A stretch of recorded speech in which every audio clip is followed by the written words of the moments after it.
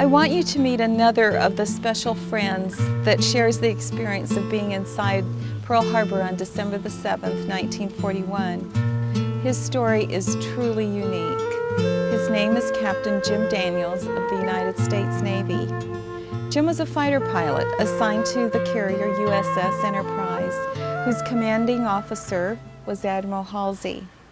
The Enterprise was on its way back to Hawaii after taking a Marine squadron to Wake Island. She was supposed to return on December the 6th, but there was a heavy storm at sea and she was delayed. This was probably fortunate for America, because if she had returned on schedule, she would have been anchored in Pearl Harbor with our other ships. This is what the Japanese had counted on. Their plan was to completely destroy our Pacific Fleet in one devastating attack. The carrier was still at sea over 100 miles from Hawaii when word was received of the Japanese attack. A few hours later, Halsey thought he had found the Japanese fleet. As we loaded up the planes, he mounted 17 torpedo planes and 5 dive bombers, and I was second in command of the fighter squadron. There were 6 of us. We took off about 3:30 in the afternoon, headed out for the Japanese fleet. Of course, we didn't find them. They weren't there. They'd gone to the north. It got dark. We were flying without lights. We were flying with no communications. Fritz Hebel, the leader of the flight, was the navigator. He did a wonderful job of navigating. He got us back to the carrier. By that time it was dark, and when Jim's group asked for permission to land on the carrier, it was denied. We asked permission to land, and Halsey, in his very beautiful way, said not only no, but hell no. Halsey didn't know at that time, nobody knew where the Japanese fleet was.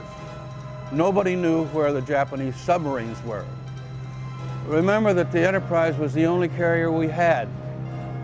With the 70 planes, it was the only offensive weapon the entire Navy had. The entire Navy had.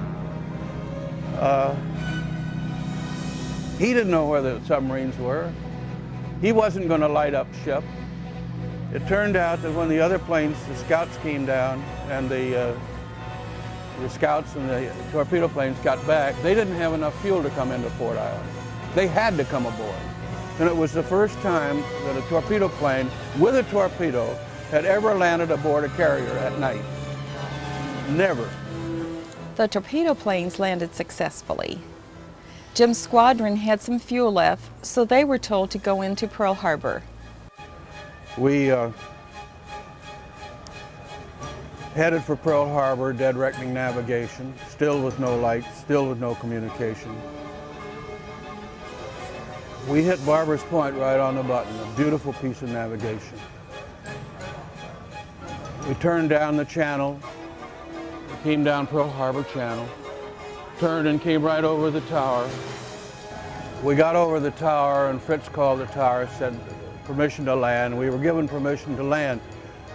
We broke right over the tower. When Fritz broke, every gun, every piece of pipe, every 5-inch shell, every 30 caliber machine gun, every gun in the area, Fort Shafter, Fort Armstrong, Wheeler Field, all shot at us. You could walk on it. It was horrible. Fritz Hebel, #1, when he broke, he got up to Wheeler Field and he was shot down at Wheeler. The #2 man was Herb Menges. He crashed over by the Pearl City Tavern. It burned it to the ground.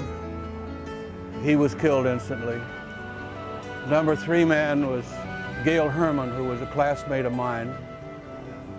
Gail crashed right on the field. There's a little golf course at the end of the runway at Fort Island. Fritz crashed on the field. He lived, but his plane was demolished. #4 man was Davy Flynn from Wisconsin, and Davy flew out over Barber's Point, bailed out, fractured his back, and the friendly We found him about 10 days later. They thought he was a Japanese paratrooper. I was number 5. I got through it, went out over what is now an ammunition area. Number 6 man was a very good friend of mine. He bailed out right over the tower, and they shot him through the chest. They put a .50 caliber hole through his chest. He was pulled out of all the muck and stuff, Pearl Harbor, the oil, pulled him ashore. He died that morning about 2 o'clock in the morning. Eric Allen. I came back. I was talking to the tower now. The tower gave me permission to land. I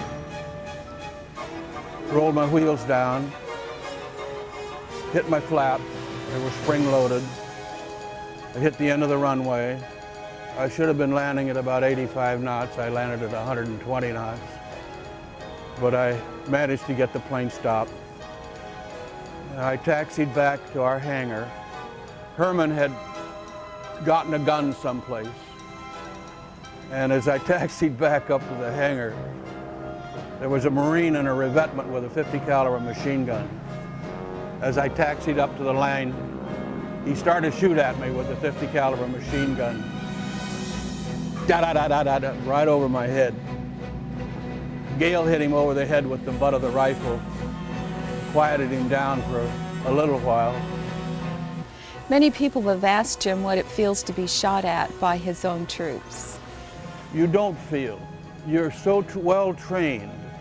You're so well trained that you do everything exactly as you were trained. And if you do that, you'll live.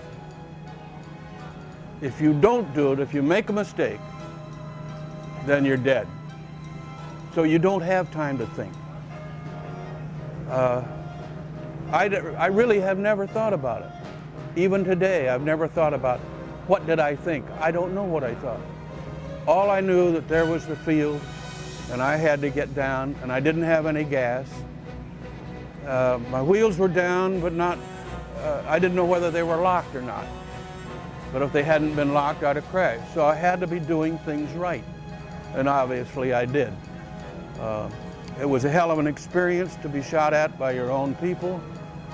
Of the 6 of us that night that came in from the Enterprise, 5 planes were shot down, friendly fire. 3 of us were killed, and 1 died later. I'm the only guy alive today that got an airplane down that night safely.